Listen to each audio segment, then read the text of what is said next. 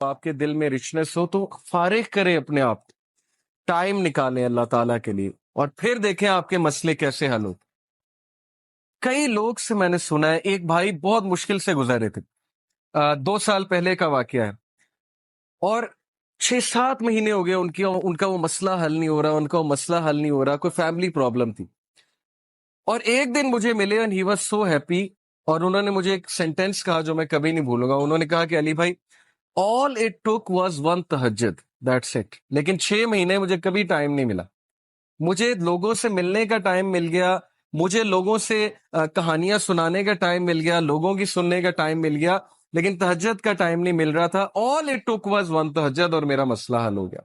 تو امام شافعی رحمہ اللہ نے کہا کہ میکنگ دعا ایٹ دا ٹائم آف تہجد is like an arrow which does not miss its target. تو باقی یہ کہ اللہ دعا آپ کریں اور نہ ملے، یہ ایک الگ بات ہے، ظاہر ہے اللہ تعالیٰ وہی دیں گے جو بہتر ہے، لیکن یہ سینٹینس یاد رکھنے والا ہے کہ all it took was one تہجد۔ تو اپنے آپ کو فارغ کریں، ٹائم نکالیں اللہ تعالیٰ کے لیے، یہ آپ کے ہی لیے بہتر ہے۔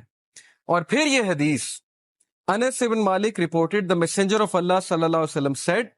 Allah Almighty said، حدیث قدسی ہے،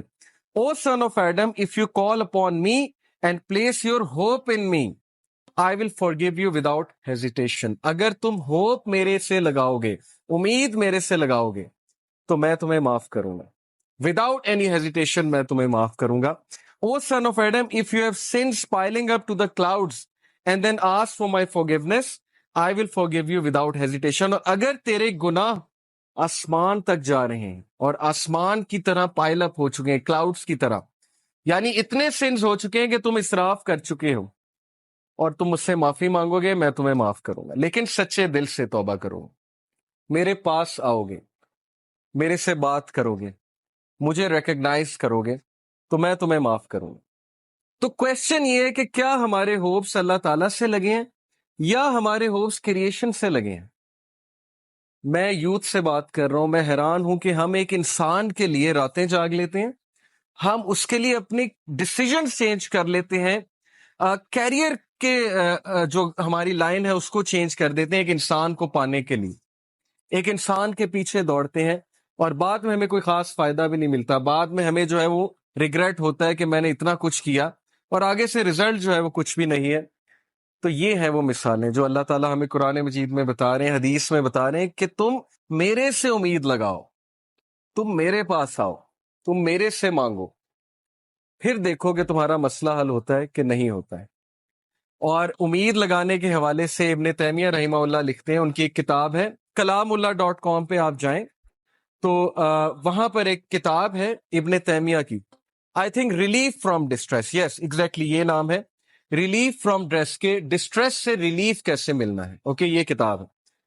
وہ کتاب اس آیت کی تفسیر ہے، لا الہ الا انت سبحانک انی کنت من الظالمین، صرف ایک آیت کو پکڑا ہے ابن تیمیہ نے اور پوری کتاب لکھ دی۔ اس میں وہ ایک بات لکھتے ہیں کہ اسلاف جان بوجھ کر یہ دعا کرتے تھے، یہ بھی ایک دعا تھی ان کی کہ ہماری دعائیں ڈیلے ہوں، ہماری دعاؤں کی قبولیت ڈیلے ہو۔ اب یہ ہمارے لیے، ہم جیسے لوگوں کے لیے جو دنیا میں بہت ڈوبے ہیں، بڑی عجیب بات ہے۔ ہم تو چاہتے ہیں یوں دعا قبول ہو، میں اللہ سے مانگوں اور چیز میرے سامنے ہو، چاہے وہ میرے لیے بہتر ہے یا نہیں ہے۔ اسلاف کہتے تھے کہ ہم جان بوجھ کے وش کرتے تھے کہ دعائیں ڈیلے ہوں، کیوں؟ کیونکہ جب بندہ دعا کر رہا ہوتا ہے اس کا تعلق ہی اللہ سے اور ہوتا ہے، تو وہ اس تعلق کو انجوائے کرتے تھے کہ ہم تکلیف میں ہیں، ہم کسی ڈسٹریس میں ہیں، بس ہم دعائیں کیے جائیں، تو یہ تعلق انہیں بہت لطف دیتا تھا۔ یہ ایک بہت ہائی لیول کی بات ہے۔ بتانا میں آپ کو یہ چاہ رہا ہوں کہ دیکھیں، مصیبتیں آتی ہیں، مشکلیں آتی ہیں، انسان پر بہت سے فیزز آتے ہیں، اور اس فیز میں اگر اللہ سے آپ کنیکٹ کر جائیں تو یہ آپ کے لیے خیر ہی خیر ہے، اور اس فیز میں اگر اللہ سے دور ہو جائیں تو پھر یہ شر ہے بہت۔